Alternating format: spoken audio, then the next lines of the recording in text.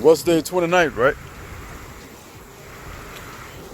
August 29th, right? August 29th.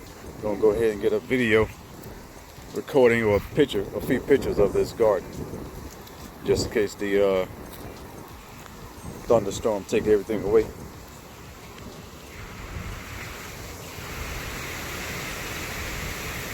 It's about to come in strong.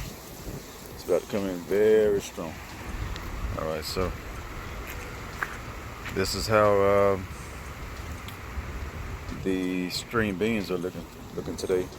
They are the bush variety. This is the chard. It was starting to get very big, and I hope that'll look even better tomorrow. Or at least the same. Red pepper plants. You see it, somebody? This is white potatoes. Sweet potatoes. Sweet potato slips. This is a watermelon patch. Huge watermelon patch.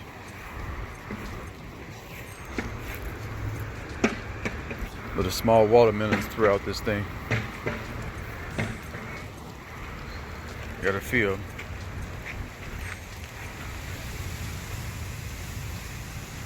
Two there.